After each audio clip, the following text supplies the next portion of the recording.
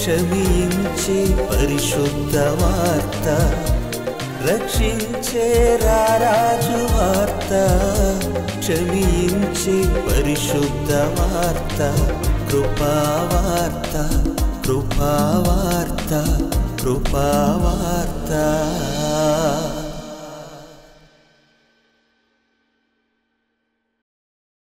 కృపావార్త అనే కార్యక్రమానికి నా ప్రియులైన సహోదరి సహోదరులారా, మీ అందరికీ నా హృదయపూర్వకమైనటువంటి స్వాగతమును తెలియజేస్తున్నాను. మన ప్రభువును రక్షకుడనైనటువంటి యేసుక్రీస్తు వారి పేరిట మీకు నా వందనములు. గత భాగాలలో తరానికి ఒక్కడు అనేటువంటి శీర్షికలో అనేక మంది నీతిమంతులను గురించి మనం ఆలోచన చేస్తున్నాం. ఆ క్రమంలో మోషే దగ్గరకు మనం వచ్చాం. మోషే గారి యొక్క జీవితాన్ని 3 ఘట్టాలుగా మనం విభజించాం. గత భాగాలలో మొదటి 40 సంవత్సరాలు, అలాగే తరువాతి 40 సంవత్సరాలు, మొత్తంగా 80 సంవత్సరాల జీవితంలో మోషే గారిలో మనం చూడవలసినటువంటి గొప్ప గొప్ప నీతి సంగతులను మనం అర్థం చేసుకున్నాం. అయితే ఈ భాగంలో మిగిలిన చివరి 40 సంవత్సరాలు మనకు కనిపిస్తున్నాయి. మోషే గారు జీవించినటువంటి మొత్తం కాలం భూమి మీద 120 సంవత్సరాలు.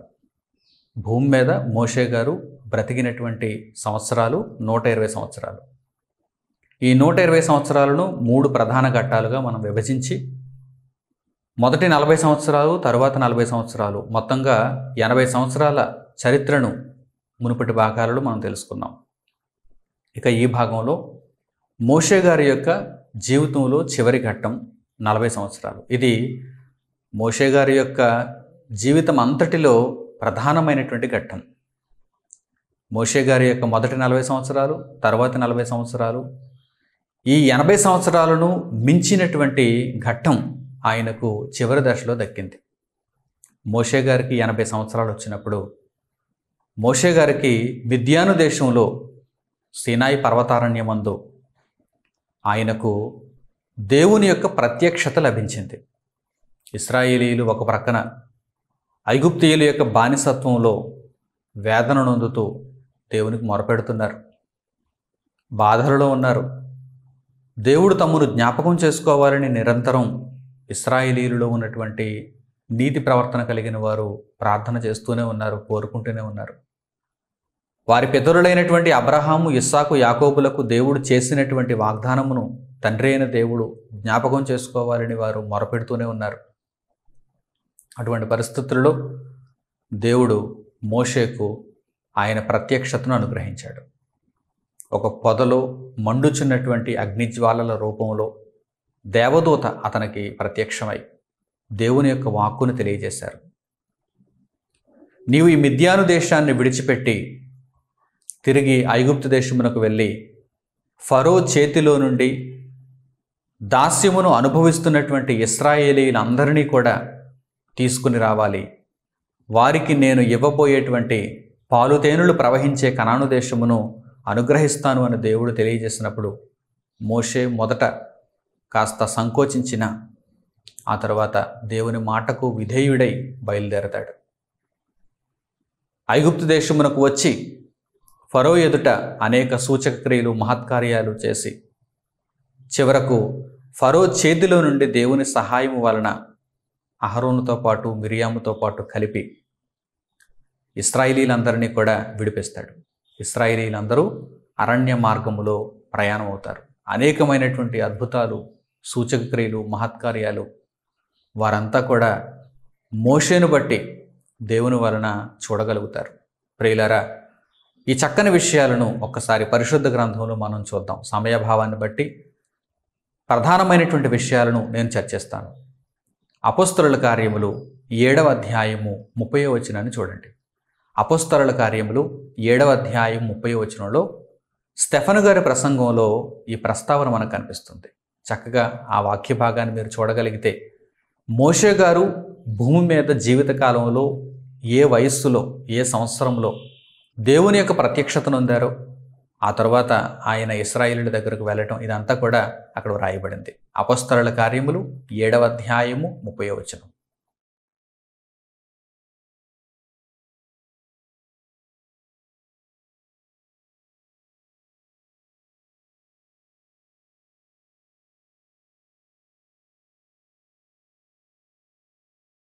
40 ఏండ్లైన పిమ్మట సీనాయి పర్వతారణ్యమందు ఒక పొదలోని అగ్నిజ్వాలలో ఒక దేవదూత అతనికి అగపడెను. 40 సంవత్సరములైన పిమ్మట, అనగా మిద్యాను దేశమునకు ఆయన వచ్చేసి 40 సంవత్సరాలు అయిపోయింది. అక్కడ యిత్రో కుమార్తె అయినటువంటి సిప్పోరాను వివాహం చేసుకున్నారు. ఆ సిప్పోరా ద్వారా 2 కుమారులను కన్నారు, గెర్షోము మరియు ఎలీయెజరు. గెర్షోము అనగా పరదేశి, ఎలీయెజరు అనగా దేవ సహాయము. ఈ విషయాలన్నిటినీ మోషే జ్ఞాపకంలో ఉంచుకొని తన బిడ్డలకు ఆ పరిస్థితులను జ్ఞాపకం తెచ్చేటట్లుగా ఆ అర్థాలను ఇచ్చేటువంటి పేర్లు పెట్టి సుమారుగా 40 సంవత్సరాలు మోషే అక్కడ జీవించినట్టుగా మనకు లేఖనముల ద్వారా చరిత్ర అర్థమవుతోంది. తరానికి ఒక్కడుగా మారటానికి మోషే తన జీవితంలో దేవునికి లోబడుతూ దేవునికి విధేయుడిగా బ్రతుకుతున్నాడు. 40 సంవత్సరాల పాటు మిద్యాను దేశంలోనే ఉండిపోయాడు. మొదటి 40 సంవత్సరాలు ఐగుప్తు దేశంలో ఉన్నాడు. తరువాతి 40 సంవత్సరాలు మిద్యాను దేశంలో ఉన్నాడు. 80 సంవత్సరాల వయస్సులో మోషేకు దేవుని వాక్కు ప్రత్యక్షమైంది. సీనాయి పర్వతారణ్యమందు దేవుని దూత దేవుని వాక్కులను చేతపట్టుకుని వచ్చి మోషేకు వినిపించింది. అప్పుడు మోషే బయలుదేరుతున్నాడు. మోషే ఐగుప్తు దేశానికి బయలుదేరుతున్నాడు. ఐగుప్తు దేశంలో ఫరో చేతిలో నుండి ఇశ్రాయేలీలను విడిపించడం అనేది చాలా కష్టమైనటువంటి పని. ఒకవైపు ఫరో హృదయం కఠినంగా ఉంది. అలాంటి పరిస్థితులలో అంత భయంకరమైనటువంటి వాతావరణంలో నుండి ఇశ్రాయేలీలను విడిపించడం అంటే అది సామాన్యమైన సంగతి కాదు. అక్కడ దేవుడు మోషేను ఒక నాయకుడిగా ఏర్పరుస్తున్నాడు. ఒక జనాంగమునకు, ఒక జాతి ప్రజలకు ఒక నాయకుడిగా బాధ్యతలు స్వీకరించడం అంటే అది చాలా కష్టమైన పని. నాయకుడిగా బాధ్యతలు స్వీకరించడం చాలా కష్టమైన పని. రాజుగా బాధ్యతలు స్వీకరించడం చిన్న పనే. నాయకుడితో పోల్చినప్పుడు రాజుగా బాధ్యతలు స్వీకరించడం చిన్న పని. ఎందుకంటే రాజుకు అన్నీ సమకూడి ఉంటాయి. ఒక సింహాసనం అని, ఒక కోటని, రాచరిక వ్యవస్థ, మంత్రులు, సేనాధిపతులు, ఇవన్నీ కూడా రాజుకు ముందుగా స్థిరపరచబడి ఉంటాయి. రాచరికమును స్వీకరించటం సులభమే కానీ నాయకత్వమును స్వీకరించడం చాలా కష్టం. రాజుకు చుట్టూ సేవకులే. నాయకత్వం అయితే నాయకుడే సేవకుడిగా మారిపోవాలి. నాయకుడే సేవకుడిగా మారిపోవాలి. నాయకుడే మొట్టమొదట పనిచేసి చూపించాలి.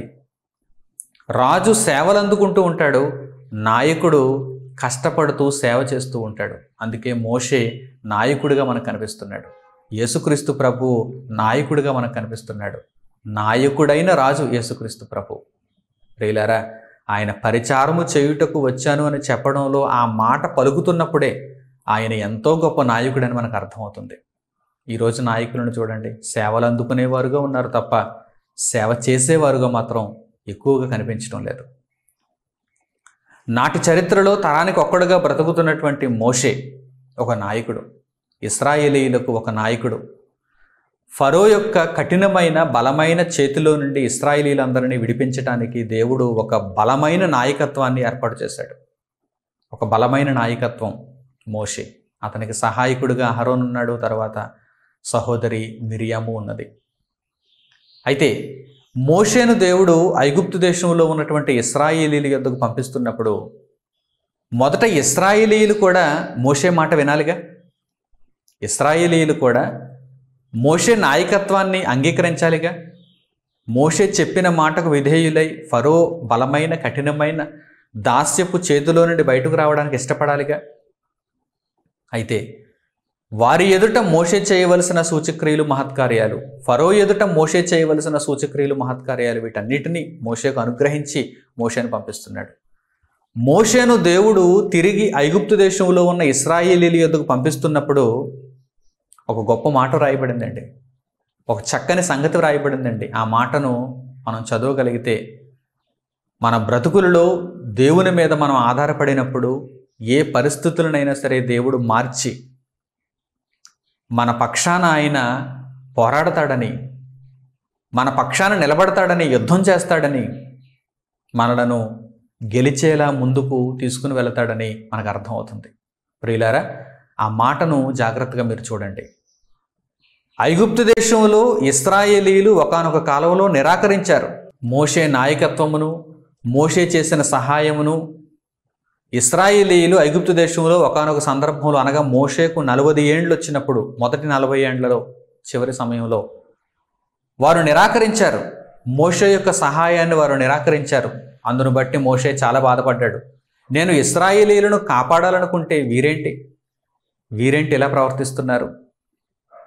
ప్రియులారా, ఎక్కడైతే ఇశ్రాయేలీయులు మోషే యొక్క నాయకత్వమును నిరాకరించి, నీవు మా మీద తీర్పరివి కాదు, నీవు మమ్మను ఏలటానికి ఎవరూ నియమించలేదు, నీవు మాకు సహాయం చేయవలసిన అవసరం లేదని వారు నిరాకరించి ద్వేషించారో, విసర్జించారో, మరలా అదే సందర్భంలో ఇశ్రాయేలీయులకు నాయకుడిగా దేవుడు మోషేను ఏర్పరిచి పంపిస్తున్నాడు.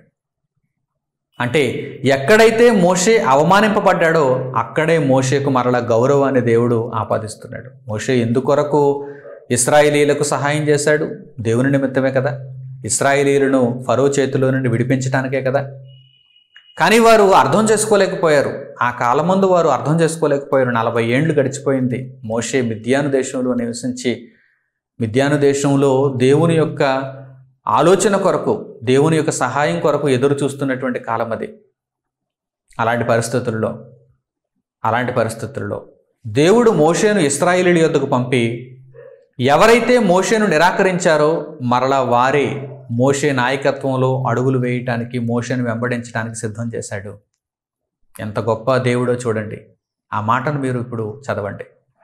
అపోస్తలుల కార్యములు 7వ అధ్యాయము 35వ వచనం. అపోస్తలుల కార్యములు 7వ అధ్యాయము 35వ వచనం.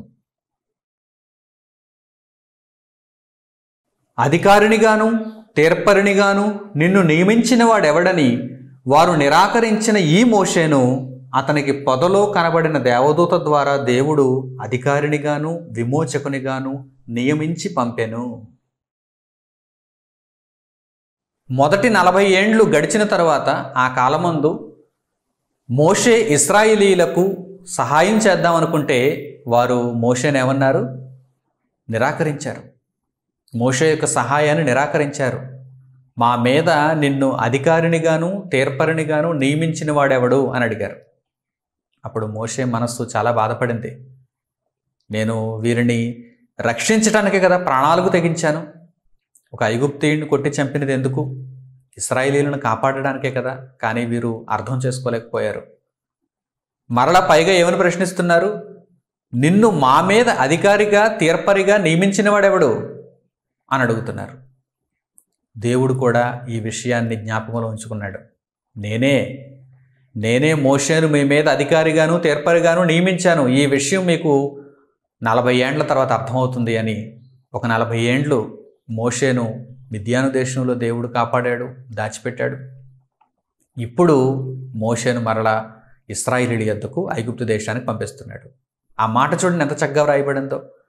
నిన్ను అధికారిగాను తీర్పరిగాను మాపై నియమించిన వాడు ఎవడని అడిగినటువంటి ఇశ్రాయేలీయుల యొద్దకు దేవుడు మోషేను మరలా అధికారిగా తీర్పరిగా విమోచకునిగా పంపించాడు. ఇప్పుడు మోషే మాట వారు ఖచ్చితంగా వినాల్సిందే. దేవుని అధికారంతో బయలుదేరొచ్చాడు. దేవుని అధికారంతో ఇశ్రాయేలీయుల యొద్దకు వచ్చాడు. ఐగుప్తు దేశంలో అడుగుపెట్టాడు మోషే. ప్రియులారా, ఎక్కడైతే నీవు దేవుని నిమిత్తం బ్రతుకుచు అవమానింపబడ్డావో అక్కడే నీ నిందకు ప్రతిగా నీకు దేవుడు బహుమానాన్ని ఇస్తాడు. కానీ నీవు దేవుని కోసం బ్రతకాలి. దేవుని కొరకు నీవు నిరీక్షణ కలిగి ఉండాలి. దేవుని మీద ఆశ పెట్టుకుని జీవించాలి. నీ యొక్క ఆలోచనను త్రిప్పుకోకూడదు. నీవు దేవుని కొరకు బ్రతుకువాడుగా ఉండాలి. అవును, ఒకానొక కాలంలో ఒకానొక సందర్భంలో నీవు అవమానింపబడి ఉండొచ్చు, నీవు తలదించుకొని ఉండొచ్చు, దేవుని నిమిత్తం నీవు బాధపడి ఉండొచ్చు. అయితే దేవుడు వీటన్నిటినీ జ్ఞాపకంలో ఉంచుకుంటాడు సుమా. నీవు దేవుని కొరకు బ్రతుకుచు దేవుని యొక్క ఆలోచనల్లోనూ ఉండి దేవుని సంకల్పాన్ని పూర్తి చేయుటకు ఎంత కష్టమైన అనుభవిస్తాను అని నీవు నిర్ధారించుకున్నప్పుడు ఒకానొక సమయం వస్తుంది, ఒకానొక కాలం వస్తుంది. అప్పుడు దేవుడు నిన్ను జ్ఞాపకం చేసుకుని ఎక్కడైతే ఏ జనుల మధ్య అయితే నీవు నిందింపబడ్డావో అవమానింపబడ్డావో ఆ జనుల మధ్య నిన్ను హెచ్చిస్తాడు, నిన్ను గొప్పవానిగా చూపిస్తాడు. నిన్నే వారికి విమోచకునిగా నియమిస్తాడు. కనుక ఎల్లప్పుడూ దేవుని మీద నిరీక్షణ కలిగి ఉండండి. విశ్వాసమును కోల్పోకండి. దేవుని కొరకు బ్రతకండి. దేవుని కొరకు బ్రతకండి. ప్రియులారా, మోషే యొక్క జీవితంలో 80 సంవత్సరాల తర్వాత దేవుడు మోషేను జ్ఞాపకం చేసుకుని ఇశ్రాయేలీయుల యొద్దకు పంపించాడు. ఇశ్రాయేలీయులకు ఒక విమోచకునిగా పంపించాడు. ఫరో ఎదుట అనేక అద్భుతాలు సూచక్రియలు చేసి ఫరోను ఓడించి ఫరో యొక్క చేతిలో నుండి ఇశ్రాయేలీయులందరినీ విడిపించాడు. ఇశ్రాయేలీయులు ఐగుప్తీయులను దోచుకొని వారి దగ్గర ఉన్నటువంటి సంపదనంతా దోచుకొని వీరు అత్యంత ధనవంతులుగా ఐగుప్తు దేశంలో నుండి బయటకు అడుగుపెట్టారు. నిర్గమము చెందారు. ఇదంతా కూడా నిర్గమకాండంలో మనకు అనిపిస్తుంది. వారు నిర్గమము చెందారు. మనం కూడా ఈ భూమి నుండి నిర్గమము చెందాలి. ఒకనాడు ఐగుప్తు బానిసత్వంలో నుండి మోషే నాయకత్వంలో ఇశ్రాయేలీయులు ఎలా నిర్గమము చెందారో, వాగ్దాన దేశంలో అడుగుపెట్టడానికి ఎలా నిర్గమము చెందారో, మనము కూడా యేసుక్రీస్తు ప్రభు నాయకత్వంలో ఈ లోకము నుండి నిర్గమము చెంది పరలోకంలోనికి అడుగుపెట్టాలి. నిత్యత్వంలో అడుగుపెట్టాలి. ప్రియులారా, దేవుడు ఒక సాదృశ్య రూపకంగా ఈ సంగతులన్నింటినీ భవిష్యత్తు కొరకు చూపిస్తున్నాడు. నిర్గమకాండమును చదువుతున్నప్పుడు, ధర్మశాస్త్రమును మీరు నేర్చుకుంటున్నప్పుడు మీరు ఈ విషయాలన్నీ కూడా సాదృశ్య రూపంలో ఆలోచన చేయాలి. అందుకే స్టెఫను గారు క్రొత్త నిబంధన కాలంలో ఈ విషయాలని జ్ఞాపకం చేస్తూ క్రీస్తు ప్రభువు దగ్గరకు తీసుకొస్తున్నారు. ప్రస్తుతం మనం ఏ కాలంలో ఉన్నాం? అంత్యకాలంలో, చివరి కాలంలో, చిట్ట చివరి గడియలలో ఉన్నాం. అంత్యకాలమందు కుమారుడు అనుగ్రహింపబడ్డాడు. దేవుని కుమారుడుగా యేసుక్రీస్తు అనుగ్రహింపబడ్డాడు. ఆయన నాయకత్వంలో ఇప్పుడు మనం పరలోకాన్ని చేరాలి, నిత్యత్వంలో ప్రవేశించాలి. దీనిని గూర్చి మోషే గారు కూడా ముందే తెలియజేశారు. నా వంటి సహోదరుడు భవిష్యత్తులో మీ మధ్యలో దేవుడు పంపిస్తాడు. ఆయన పుడతాడు. కనుక ఆయన మాట ప్రతి ఒక్కరూ వినాలి. నా మాట అయినా మీరు అతిక్రమించి దోషులైపోతున్నారు, నా మాట అతిక్రమించిన మరలా మీకు క్షమాపణ కలగవచ్చు, కానీ ఆయన మాట వినకపోతే ప్రజలలో నుండి కొట్టివేయబడతారు. ఆయన మాట వినకపోతే ప్రజలలో నుండి కొట్టివేయబడతారు. కనుక దేవుడు భవిష్యత్తులో పంపబో ఆయన కుమారుడను మీరు తప్పకుండా స్వీకరించాలి. ఆయనకు లోబడాలి, ఆయన చిత్తాన్ని నెరవేర్చాలి, ఆయన మాట వినాలి.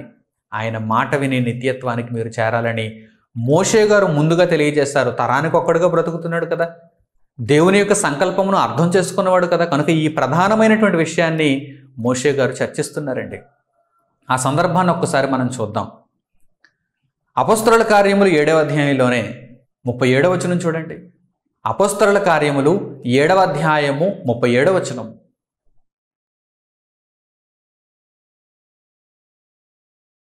నా వంటి ఒక ప్రవక్తను దేవుడు మీ సహోదరులలో మీకు పుట్టించును అని ఇశ్రాయేలీయులతో చెప్పిన మోషే ఇతడే. నా వంటి ఒక ప్రవక్తను దేవుడు మీ సహోదరులలో మీ కొరకు పుట్టించును అని ఇశ్రాయేలీయులతో చెప్పిన మోషే ఇతడే. అంటే మోషే చెప్పిన విషయాలలో ఒక ప్రధానమైనటువంటి విషయం ఏంటన్నమాట, నా వంటి ఒక ప్రవక్త, నాయకుడుగా, మీకు సేవలు అందించేవాడుగా, విమోచించేవాడుగా, రక్షకుడుగా భవిష్యత్తులో మీ మధ్య పుడతాడు. ఆయనే దేవుని కుమారుడైన యేసుక్రీస్తు. ఇలా చెప్పిన మోషే ఇతడే. తరానికి ఒక్కడు దేవుని కుమారుని గూర్చి ముందుగా తెలియజేశాడు. మోషే దేవుని కుమారుని గూర్చి, యేసుక్రీస్తుని గూర్చి ముందుగా తెలియజేశాడు. ప్రియులారా, అలా తెలియజేసిన మాటలు ద్వితీయోపదేశ కాండంలో కూడా మనకు కనిపిస్తున్నాయి. ఇప్పుడైతే మనం చదువుకున్న మాట స్టెఫను గారు లేఖనములలో నుండి ఎత్తి చూపినటువంటి మాట అపొస్తలుల కార్యములు 7వ అధ్యాయం 37వ వచనంలో. అయితే ద్వితీయోపదేశ కాండంలో మోషే గారు పలికిన ఆ మాటను కూడా ఒకసారి మనం చూద్దాం. ద్వితీయోపదేశ కాండము 18వ అధ్యాయం 16వ వచనం చూడండి. ద్వితీయోపదేశ కాండము 18వ అధ్యాయము 16వ వచనం.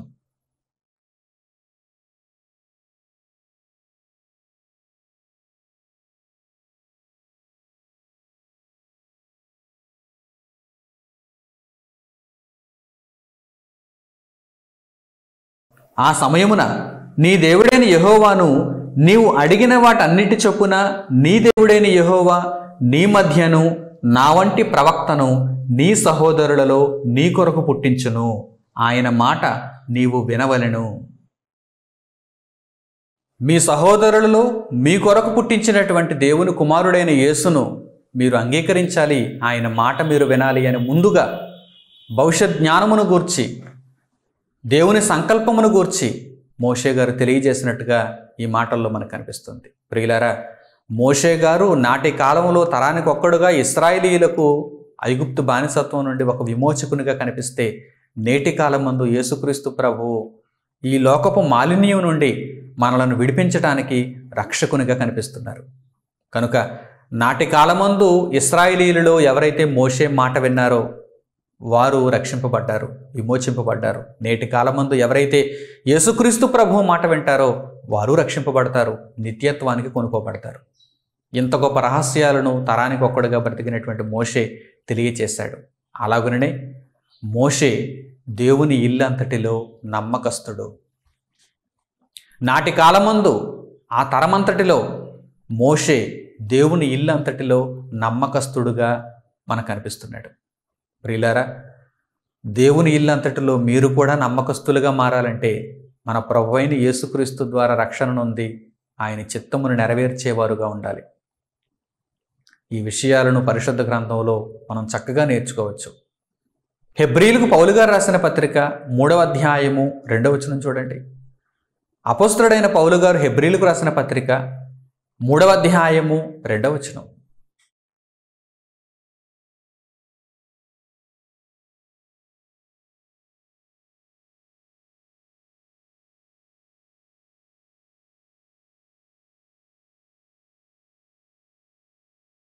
దేవుని ఇల్లంతటిలో మోషే నమ్మకముగా ఉండినట్టు ఈయన కూడా తన్ను నియమించిన వానికి నమ్మకముగా ఉండెను.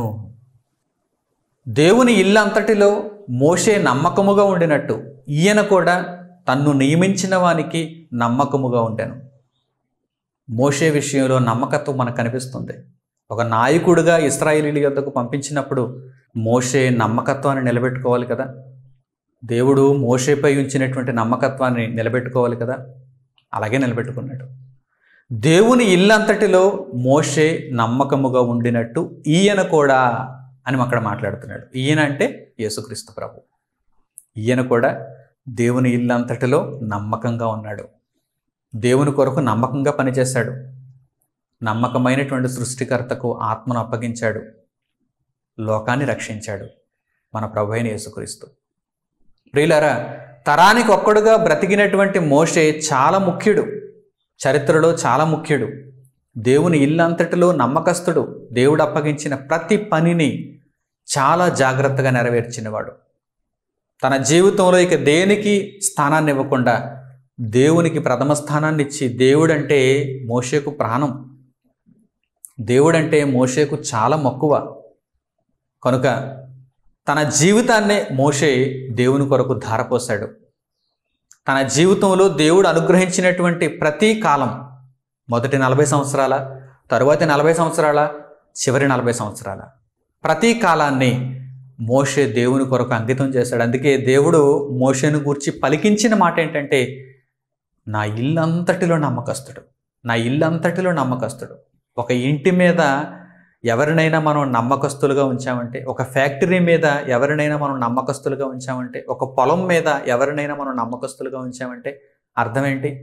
వారు చాలా నమ్మకమైన వారని అర్థం. అలాంటప్పుడే ఆస్తిని వారికి అప్పగిస్తాం. దేవుడు ఈ భూమి మీద మనుషులుగా మనలను తన ఆస్తికి కర్తలుగా చేయాలనుకుంటున్నాడు. నమ్మకస్తులైన వారు ఎవరని ఆయన ఎదురు చూస్తున్నాడు. ప్రియులారా, మీరు నమ్మకముగా దేవుని కొరకు బ్రతికేవారుగా ఉండాలి. నమ్మకత్వం అంటే ఆయనకు చాలా ఇష్టం. మీరు నమ్మకస్తులుగా ఉండాలి. ప్రాణం పోయిన నమ్మకాన్ని కోల్పోకూడదు. మోషే దేవుని ఇల్లంతటిలో నమ్మకమైన వాడు. యేసుక్రీస్తు ప్రభువు దేవుని ఇల్లంతటిలో నమ్మకస్తుడు. ఒక చక్కని సందర్భాన్ని మనం చూద్దాం. మోషే దేవుని ఇల్లంతటిలో నమ్మకస్తుడు అనటానికి మోషేపై దేవునికి ఉన్నటువంటి ప్రేమ, మోషే విషయంలో దేవుడు పలికించినటువంటి మాటలు ఒక్కసారి ఒక సందర్భంలో మనం జ్ఞాపకం చేసుకుంటే, మోషే చివరి 40 సంవత్సరాలలో అతడు తన భక్తిని ఏమాత్రం కోల్పోకుండా మరింత పెంచుకున్నాడని, మరింత విశ్వాసిగా మారాడని, మరింత దేవునికి చేరువయ్యాడని మనకు అర్థమవుతుంది. ఏదో మొదటి కాలంలో దేవుని మీద ప్రేమను చూపించాడు, భక్తిని కలిగి ఉన్నాడు, చివరికి వచ్చేసరికి భక్తి సన్నగిల్లిపోయింది అనుకుంటున్నారా? మొదటి 40 సంవత్సరాలు, తరువాతి 40 సంవత్సరాలు, చివరి 40 సంవత్సరాలు చివరి కాలం వచ్చేసరికి మోషే దేవునికి అత్యంత ప్రీతిపాత్రుడుగా కనిపిస్తున్నాడు, అత్యంత దగ్గరైపోయాడు. ఒక్కసారి ఆ సందర్భాన్ని మనం చూద్దాం. సంఖ్యాకాండము 12వ అధ్యాయం 1వ వచనం నుంచి చూడండి. సంఖ్యాకాండము 12వ అధ్యాయము 1వ వచనం నుంచి.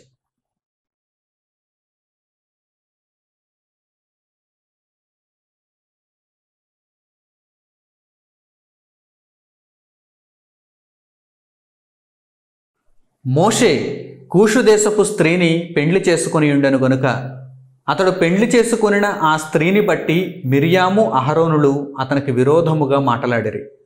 వారు మోషే చేత మాత్రమే యెహోవా పలికించెనా, ఆయన మా చేతను పలికింపలేదా అని చెప్పుకొనగా యెహోవా ఆ మాట వినెను. మోషే భూమి మీదనున్న వారందరిలో మిక్కిలి సాత్వికుడు. యెహోవా మీరు ముగ్గురు ప్రత్యక్షపు గుడారమునకు రండని హఠాత్తుగా మోషే అహరోను మిర్యాములకు ఆజ్ఞనిచ్చెను. ఆ ముగ్గురు రాగా యెహోవా మేఘస్తంభములో దిగి ప్రత్యక్షపు గుడారము యొక్క ద్వారమునొద్ద నిలిచి అహరోను మిర్యాములను పిలిచెను. వారిద్దరూ రాగా ఆయన, నా మాటలు వినుడి, మీలో ప్రవక్తయుండిన ఎడల యెహోవానగు నేను దర్శనమిచ్చి అతడు నన్ను తెలుసుకొనున్నట్లు కలలో అతనితో మాట్లాడుదును. నా సేవకుడైన మోషే అట్టివాడు కాడు, అతడు నా ఇల్లంతటిలో నమ్మకమైనవాడు. నేను గూఢభావములతో కాదు, దర్శనమిచ్చి ముఖాముఖిగా అతనితో మాట్లాడుదును. అతడు యెహోవా స్వరూపమును నిదానించి చూచును. కాబట్టి నా సేవకుడైన మోషేకు విరోధముగా మాట్లాడుటకు మీరేల భయపడలేదనెను. మోషే దేవుణ్ణి ఎంత ప్రేమించాడనటానికి, మోషేపై దేవునికి ఎంత ప్రేమ ఉంది అనటానికి ఈ విషయాలు తెలుసుకోవటానికి ఇప్పుడు మనం చదివిన వాక్య భాగం సరిపోతుంది. ఎంత గొప్ప నిదర్శనం చూడండి. మోషే కూషు దేశపు స్త్రీని వివాహం చేసుకున్నాడు. కూషు దేశపు స్త్రీని వివాహం చేసుకుంటే అసలు అహరోను మిర్యాములకు బాధ ఎందుకు? అహరోను మిర్యాములు వెంటనే ఏమంటున్నారు చూడండి, దేవుడు నీ చేత మాత్రమే పలికించాడా, మా చేత పలికించలేదా? అసలు ఆ విషయం ఈ మధ్యలోనికి ఎందుకండి? దేవుడు నీ చేత పలికించాడా, నా చేత పలికించాడా అనేటువంటి విషయం ఇప్పుడు ఎందుకు వచ్చింది ప్రస్తావన? ఈ విషయం ఇప్పుడు ఎందుకు వచ్చింది మధ్యలోనికి? అంటే వారి యొక్క మనసులో ఎప్పటి నుంచో ఆ విషబీజం ఉండిపోయిందన్నమాట. మేము కూడా మోషే కంటే ఎక్కువే, మేము కూడా మోషేతో సమానులమే, అంతకంటే ఎక్కువే అనేటువంటి భ్రమలో అహరోను మిర్యాములు ఉండిపోయారన్నమాట. ఇప్పుడు సరైన సందర్భం వచ్చింది, దేవుడు ముగ్గురిని రమ్మన్నాడు. ఆ మాటలు దేవుడు విన్నప్పుడు ముగ్గురిని రమ్మన్నాడు. దేవుడు విన్నాడు అంటే దేవుడు వినేటట్టుగా వీరు మాట్లాడారేటండి అనొచ్చు. దేవుడు సర్వాంతర్యామి. నీవు మాట్లాడే ప్రతి మాట, చీకటిలో నువ్వు చేసే ప్రతి క్రియ దేవునికి ఎరుకే. మెల్లగా గుసగుసలాడుతూ ఒకరిని గూర్చి మరొకరు చెవులు నువ్వు మాట్లాడుతున్నటువంటి ప్రతి మాట దేవునికి వినిపిస్తుంది, దేవునికి వినిపిస్తుంది. వీరు మోషే మీద సనిగినటువంటి ఆ సనుగు దేవునికి వినిపించింది. వెంటనే దేవుడు రమ్మన్నాడు, ముగ్గురిని రమ్మన్నాడు. మోషే, అహరోను, మిర్యాము. ముందుగా అహరోను మిర్యాములను పిలిచాడు. దోషులు వారే కదా, వారిద్దరిని పిలిచాడు. పిలిచి, మీ చేత నేను పలికిస్తే పలికించి ఉండొచ్చు, మీ చేత దేవుని మాటలను పలికిస్తే పలికించి ఉండొచ్చు, కానీ మీకు మోషేకు తేడా లేదా? మీకు మోషేకు తేడా లేదా? ఒక ప్రవక్తకు నా మాటలను నేను ఇవ్వాలంటే ఒక కలలో, ఒక దర్శన రూపంలో ఆ ప్రవక్తకు నా మాటలను ఇస్తాను. కానీ మోషేకు నేను ఎంత దగ్గరో తెలుసా? మోషేకు నా దగ్గర ఎంత చనువు ఉంటుందో తెలుసా? నా ఇల్లంతటిలో నమ్మకస్తుడు, నా ఇల్లంతటిలో నమ్మకస్తుడు. మోషే మీద ఏగవాలనివ్వను నేను, మోషే మీద ఏగవాలనివ్వను నేను. మోషేకు వ్యతిరేకంగా మాట్లాడుటకు మీరు ఎలా భయపడలేదు? అసలు మోషేను మీరు ఒక దేవుడిగా చూడాలి, మోషేను మీరు ఒక దేవుడిగా చూడాలి. ఎందుకంటే మోషే నా కోసం ప్రాణాలైనా ఇస్తాడు, ప్రాణాలకు తెగించి నా కొరకు బ్రతికేటువంటి మనుషులలో మోషే ఒకడు, తరానికి ఒక్కడు. ఈ తరమంతటిలో మోషే ఒక్కడే, ఈ తరమంతటిలో మోషే ఒక్కడే అంటున్నాడు దేవుడు. ప్రభువా నేను కాదా, లేకపోతే నా సహోదరి మిర్యాము కాదా అని అహరోను అడిగితే కాదంటాడు దేవుడు. కాదు. మరి నీవు నన్ను ప్రధాన యాజకుడు అన్నావు, నాకు గొప్ప బాధ్యతలు ఇచ్చావు, నీవు నా చేత కూడా పలికించావు, ఇశ్రాయేలీయులకు న్యాయం చెప్పటానికి నీ ధర్మశాస్త్రమును ఆ జ్ఞానమును నాకు అనుగ్రహించావంటే అవును, మోషే కంటే తక్కువే. ఎన్ని నీకు ఇచ్చినా నీవు మోషే కంటే తక్కువే. ఈ తరమంతటిలో మోషే అత్యున్నతుడు, శిఖరాగ్రం, ఎపెక్స్. నీకు ఇచ్చాను నిజమే, కానీ మోషే కంటే తక్కువే ఇచ్చాను. నీవు చూపిన భక్తిని బట్టి దానికి తగ్గట్టుగా నీకు ప్రేమ అనుగ్రహింపబడింది. మోషే చూపిన భక్తిని బట్టి దానికి తగ్గట్టుగా మోషేకు ప్రేమ అనుగ్రహింపబడింది. ఒకే ఒక్క మాట చెబుతాను వినండి. మోషే నా ఇల్లంతటిలో నమ్మకస్తుడు అని దేవుడు అన్నాడు. అంటే అర్థం ఏంటన్నమాట, మీరు నా ఇల్లంతటిలో నమ్మకస్తులు కారని అర్థం. మీరు నా ఇల్లంతటిలో నమ్మకస్తులు కారు, మోషే నా ఇల్లంతటిలో నమ్మకస్తుడు. ఆయా విషయాలలో మీరు అపనమ్మకస్తులు అవుతారు. కనుక మీకు అంతటి ప్రేమ దక్కలేదు. అందుకే మీరు మోషే మీద సనిగారు. చూసారా? అప్పుడు దేవుడు విడమర్చి చెబుతున్నాడు, మోషే దేవుని దృష్టిలో ఎంత ఉన్నతుడో అక్కడ దేవుడు అహరోను మిర్యాములకు కన్నులు తెరచి చూపిస్తున్నాడు. వారి మనోనేత్రములకు గుడ్డితనం కలిగింది కదా, కన్నులు తెరచి వివరిస్తున్నాడు. నేను ఏ ప్రవక్తతోనైనా అయితే ఒక దర్శన రూపంగా మాట్లాడతాను, మోషేతో అయితే ముఖాముఖిగా మాట్లాడతాను. మోషే నా స్నేహితుడు వంటివాడు, మోషే నా ఇల్లంతలో నమ్మకస్తుడు. మోషే మీద ఎవరైనా పల్లెత్తు మాట్లాడినా శిక్షార్హులు అని ఆ తరంలో దేవుడు అహరోను మిర్యాములకు ఆజ్ఞాపించాడు. ఏదో కోరహు సమూహానికో లేకపోతే దుష్ట సమాజానికో దుష్ట మనుష్యునికో కాదండి. ఒక ప్రధాన యాజకుడు అర్హతలో ఉన్నటువంటి అహరోనుకు, దేవుని ప్రవక్త్రిగా ఉన్నటువంటి మిర్యాముకు దేవుడి మాటలు తెలియజేశాడంటే ఆ స్థాయిని మించిన భక్తి, నీతి మోషేకు దేవుని దగ్గర ఉంది. చూసారా? అంటే మోషే ఆ తరమంతటిలో ఎవరన్నమాట? ఒక్కడు. మోషే ఆ తరానికి ఒక్కడు. ప్రియులైన నా సహోదరి సహోదరులారా, ఈ విషయాలను బట్టి మీరు ఏమర్థం చేసుకుంటున్నారు? ఎలా ఈ మాటలను స్వీకరిస్తున్నారు? నేను కూడా తరానికి ఒక్కడుగా బ్రతకాలంటే దేవుని ఇల్లంతటిలో నమ్మకస్తుడుగా ఉండాలనేటువంటి ప్రేరణ మీకు కలుగుతుందా? ముందు అధికారాన్ని కాదు, ముందు సేవను చూడండి. మీరు సేవ చేస్తే అధికారం దాని అంతటా అదే వస్తుంది. మీరు దేవుని కోసం సేవ చేస్తే, మీరు దేవుని కోసం పని చేస్తే అధికారం కానీ, అర్హత కానీ, భాగ్యం కానీ, బహుమతి కానీ దాని అంతటా అదే వెనక వస్తుంది. కానీ ముందు మీరు దేవుని దగ్గర పని చేయాలి. మోషే అదే చేశాడు. మోషే దేవునికి నమ్మకత్వాన్ని చూపించాడు, సేవను కనుపరిచాడు, పని చేశాడు. కనుక దేవుని ఇల్లంతట్లో నమ్మకస్తుడైనటువంటి మోషేకు తగిన బహుమతి, సముచిత స్థానం లభించింది. ఇశ్రాయేలు సమాజం అంతటిలో మోషే తరానికి ఒక్కడు. ఆ రోజు భూమి మీద ఉన్నటువంటి మనుషులందరిలో మోషే తరానికి ఒక్కడు. మోషే వృద్ధాప్యంలో, మోషే చివరి 40 సంవత్సరాలు ముగియబోతున్నప్పుడు, 120 సంవత్సరాల వయస్సు కలిగిన వాడైనప్పుడు మోషేను గూర్చి వ్రాయబడిన మాటలను ఒక్కసారి జ్ఞాపకం చేసుకుని మనం ఈ పాఠాన్ని ముగించుకుందాం. ద్వితీయోపదేశకాండము 34వ అధ్యాయము 10వ వచనం నుంచి చూడండి. ద్వితీయోపదేశకాండము 34వ అధ్యాయము 10వ వచనం నుండి.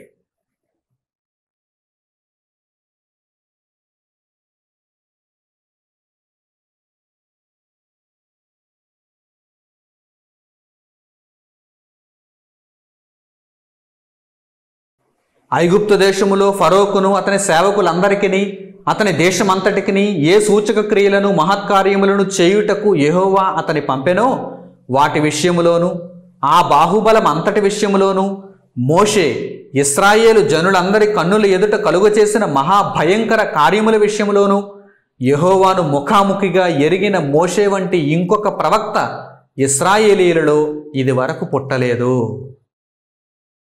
ఇశ్రాయేలీయులలో మోషే వంటి ప్రవక్త ఇది వరకు పుట్టలేదు. తరువాత మోషే వంటి ప్రవక్తగా యేసుక్రీస్తు ప్రభువే కనిపిస్తారు. అంత గొప్ప సాక్ష్యం పొందాడండి మోషే, అంత గొప్ప సాక్ష్యాన్ని పొందాడండి. ఇశ్రాయేలీయులకు సరిపోయినవాడండి, చక్కని నాయకుడండి.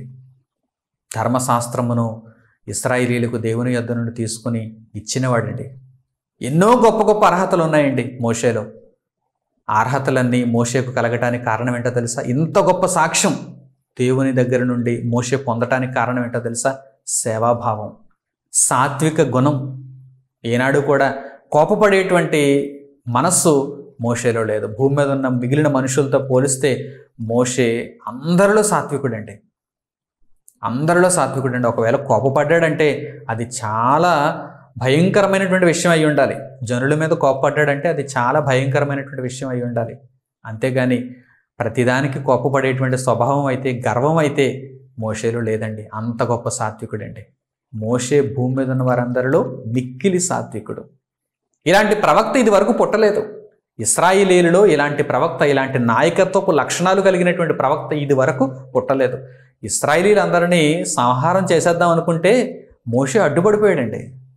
నన్నైనా చంపే కానీ, నన్నైనా నీవు దూరం పెట్టు కానీ, ఇశ్రాయేలీయులను మాత్రం శేషభాగాన్ని నీవు నిలుపు తండ్రి, నీ మీద అపనింద రాకూడదు, నీవు ఒకవేళ శత్రువుల చేత అపకీర్తి పాలవ్వకూడదు, వారందరినీ ఐగుప్తు దేశంలో నుండి వెలుపలికి రప్పించిన తర్వాత కనాను దేశంలో అడుగు పెట్టించు, శేషభాగాన్నైనా అడుగు పెట్టించు అని అడ్డుపడిపోతున్నాడంటే ఎంత గొప్పవాడు చూడండి, ఎంత గొప్పవాడు చూడండి. తన స్వార్థం కోసం ఏనాడు మోషే ఆలోచన చేయలేదు, దేవుని కోసమే నిరంతరం ఆలోచన చేశాడు. అందుకే మోషే ఇంత గొప్ప సాక్ష్యాన్ని పొందాడు, ఇంత గొప్ప సాక్ష్యాన్ని పొందాడు. చివరి వరకు నమ్మకత్వంగా ఉన్నాడు. అందుకే చివరి దశలో కూడా మోషే ఎలా ఉన్నాడని రాయబడిందో తెలుసా? అంత నమ్మకత్వంతో ఉన్నందుకు చివరి దశలో కూడా మోషే ఎలా ఉన్నాడో తెలుసా? ఆ ద్వితీయోపదేశకాండం 34వ అధ్యాయము 7వ వచనాన్ని మీరు చూడగలిగితే, అతడు మరణించే నాటికి అతడికి దృష్టిమాంద్యం లేదు, అతని సత్తువ తగ్గలేదని రాయబడింది. ఎంత పని చేశాడండి దేవుని కొరకు, అలసిపోయాడు, అరిగిపోయాడు, తన జీవితాన్ని అంతా అర్పించాడు. దేవుని కొరకు ఎంత సేవ చేస్తే అంత గొప్పగా శరీరం ఉపయోగపడుతుందండి. దేవుని కొరకు ఉన్నతమైన సేవ ఎంత గొప్పగా చేస్తే, ఎంత యుక్తిగా చేస్తే, వాక్యానుసారంగా ఎంత భక్తితో చేస్తే అంత గొప్పగా శరీరం ఉపయోగపడుతుందండి. మోషే చివరికి వచ్చేసరికి, మరణమునకు ముందు మోషేకు దృష్టిమాంద్యం లేదు. ఈరోజు 30-40 ఏళ్ళు వచ్చేసరికి కళ్ళద్దాలు పడిపోతున్నాయి, అక్షరాలను చూడలేకపోతున్నారు, చత్వారం వచ్చేస్తుంది, కొంతమందికి అయితే గురుడితనం. చూసారా? మోషే 120 ఏండ్లు బ్రతికాడు. మోషే మరణానికి ముందు దృష్టిమాంద్యం లేదు, దృష్టిమాంద్యం లేదు, అతని సత్తువ తగ్గలేదంటే కొండైనా ఎక్కగలడు, కొండైనా ఎక్కగలడు. కీళ్ళ నొప్పులు, నడువు నొప్పులు, ఈరోజు ఎంతమంది ఎన్ని బాధలతో ఉన్నారో చూడండి, ఎన్ని బాధలతో ఉన్నారో చూడండి. కానీ మోషే దేవుని కొరకు అరిగిపోయేలా సేవ చేసి చేసి అరణ్య ప్రయాణంలో ఎంత సేవ అండి. ఎన్నిసార్లు కొండ ఎక్కడమండి, వీరి కొరకు ధర్మశాస్త్రాన్ని తీసుకుని రావటానికి, దేవునితో మాట్లాడటానికి ఎన్నిసార్లు అండి, ఎంత ప్రయాసపడ్డాడండి. ఉపవాస దినములు 40 దినములు రాత్రింబగళ్ళు ఉపవాసం ఉండి దేవుని సన్నిధిలో ఎంత కష్టపడ్డాడే. అతని శరీరం దేవుని సేవలో ఉన్నది కనుక మరణానికి ముందు అతనికి దృష్టిమాంద్యం లేదు, అతని సత్తువ తగ్గలేదని వ్రాయబడింది. ఇంత గొప్ప సాక్ష్యాన్ని కలిగినటువంటి జీవితం మోషేలో మనకు కనిపిస్తుంది. మోషే తరానికి ఒకడు. మోషే జీవితంలో ప్రతి అంకం మనలను విశ్వాస జీవితంలో ముందుకు నడిపించడానికి ప్రేరణనిస్తుంది. ప్రియులారా, చక్కగా ఆలోచన చేయండి. మోషే గారి యొక్క జీవితాన్ని 3 ఘట్టాలుగా మనం విభజించుకున్నాం కదా. మొదటి 40 సంవత్సరాలు ఐగుప్తు దేశంలో, తరువాతి 40 సంవత్సరాలు మిద్యాను దేశంలో, మిగిలిన 40 సంవత్సరాలు దేవుని ప్రజలను వాగ్దత్త దేశానికి, ఐగుప్తు దేశం నుండి వాగ్దత్త దేశానికి నడిపించే అరణ్య మార్గంలో మనం చూస్తున్నాం కదా. 3 ఘట్టాలలో కూడా చివరి ఘట్టం ఎంత అద్భుతమైనదో మీరు గమనిస్తున్నారా? అంటే మోషే యొక్క ప్రారంభం కంటే మోషే యొక్క ముగింపు ఎలా ఉంది? అద్భుతంగా ఉంది. మోషేను గూర్చి ప్రారంభంలో వ్రాయబడినటువంటి మాటలు తక్కువే, చరిత్ర తక్కువే. మోషే యొక్క మొదటి 40 సంవత్సరాలు, తరువాతి 40 సంవత్సరాలలో జరిగినటువంటి చరిత్రను గూర్చి వ్రాయబడినటువంటి విషయాలు తక్కువే. కానీ మోషే యొక్క చివరి 40 సంవత్సరాలు, 80 సంవత్సరాల వయసు నుండి 120 సంవత్సరాల వయసు వరకు అతని యొక్క జీవితాన్ని మనం చూడగలిగితే పరిశుద్ధ గ్రంథంలో ఎంతో చరిత్ర మనకు కనిపిస్తుంది. అంటే మోషే గారి యొక్క ప్రారంభం కంటే మోషే గారి యొక్క ముగింపు అద్భుతంగా ఉంది. మరి మన జీవితాలలో బాప్తిస్మం తీసుకున్న తర్వాత దేవుని కొరకు బ్రతికే మన ముగింపు జీవితం, మన ముగింపు జీవితం, ఈ జీవితం ఎలా ఉండాలి? అంతకంతకు అభివృద్ధి నొందినదై, దేవునికి ఫలములను చూపించేదై, చివరికి వచ్చేసరికి దేవుడు మనలను గూర్చి ఒక అద్భుతమైనటువంటి సాక్ష్యం చెప్పేటట్టుగా ఉండాలి. దేవుడు మనలను గూర్చి ఒక అద్భుతమైన సాక్ష్యం చెప్పేటట్టుగా ఉండాలి. మనలను గూర్చి మనం సాక్ష్యం చెప్పుకునేటట్టుగా కాదు, మన డబ్బా మనం కొట్టుకునేటట్టుగా కాదు, దేవుడు మనలను గూర్చి చెప్పేటట్టుగా ఉండాలి. ప్రియులారా, అంత గొప్ప జీవితాలను మనం అందరం కలిగి ఉండాలని దేవుడు ఈ విషయాలన్నింటినీ వ్రాయించాడు. ఇదిగో ఇప్పుడు మనకు వినిపిస్తున్నాడు. కనుక తరానికొక్కడుగా బ్రతికినటువంటి మోషే తన జీవిత కాలంలో ఈ 3 ఘట్టాలలోనూ 120 సంవత్సరాలు, 340, 120 సంవత్సరాలలో ఈ 3 ఘట్టాలలోనూ దేవునికి ఆమోదయోగ్యంగా బ్రతికాడు. చివరి ఘట్టంలోనైతే దేవుణ్ణి మురిపించాడు. తన సేవ ద్వారా దేవుణ్ణి పులకరింపచేశాడు. కనుక దేవుని దగ్గర అత్యున్నతమైనటువంటి స్థానాన్ని పొందాడు. మీరు కూడా మీ జీవితాలలో ముగింపుకు వెళుతున్నప్పుడు సంపూర్ణ దశలో దేవునిని ఆనందింపచేసేవారుగా ఉండాలని, మీ బ్రతుకును దేవునికి అంకితం చేసుకున్నవారుగా, విశ్వాసంలో ఏమాత్రం చెక్కు చెదరకుండా అంతకంతకు అభివృద్ధి నొందిన వారై, మొదటి ప్రేమను కాపాడుకుంటూ మరింత అభివృద్ధి నొందిన వారై విశ్వాస జీవితంలో స్థిరంగా ముందుకు కొనసాగాలని మరొక్కసారి ప్రభు ప్రేమను బట్టి మిమ్మల్ని అందరినీ కోరుకుంటూ హెచ్చరిస్తూ ఈ దేవుని మాటలను ఇంతటితో ముగిస్తున్నాను. తండ్రి అయిన దేవునికి ప్రార్థనలు ఏకీభవించండి. మహోన్నతుడును మహాపరిశుద్ధుడునైన మా కన్న తండ్రి, మీ ఉన్నతమైన ఉచితమైన అనుగ్రహము కొరకు, మహాప్రేమ కొరకు మా హృదయపూర్వకమైన కృతజ్ఞతాస్తుతులు తండ్రి.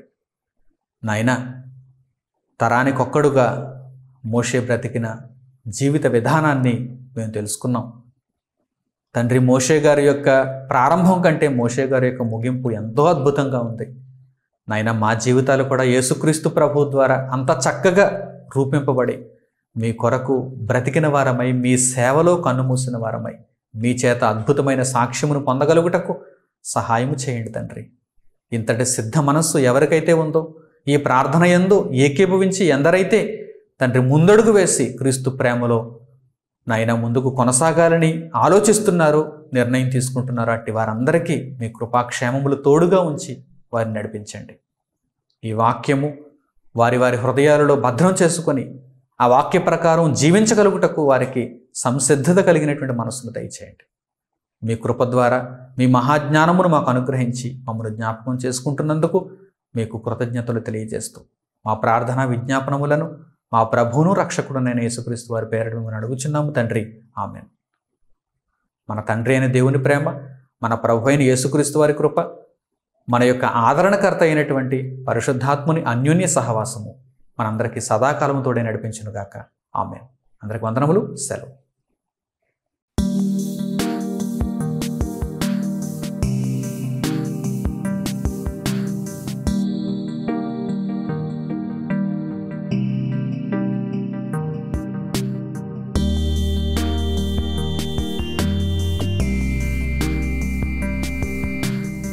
సహోదరులు మణికుమార్ గారు ప్రసంగించిన ఎన్నో ఆత్మ సంబంధమైన సంగతులను ఉచితంగా వీక్షించుటకు మా యూట్యూబ్ ఛానల్స్ను తప్పక దర్శించండి. మా సమాచారమును ఎప్పటికప్పుడు తెలుసుకొని ఆత్మీయ అభివృద్ధిని అందవలనంటే మా యూట్యూబ్ ఛానల్స్ను సబ్స్క్రైబ్ చేసుకోండి. సత్వర నోటిఫికేషన్ కొరకు సబ్స్క్రైబ్ బటన్ ప్రక్కన ఉన్న బెల్ సింబల్ను క్లిక్ చేయండి. మరిన్ని వివరాలకు మీరు సంప్రదించవలసిన మా ఫోన్ నంబర్స్ 8978414178 మరియు 8333927666. ధన్యవాదములు.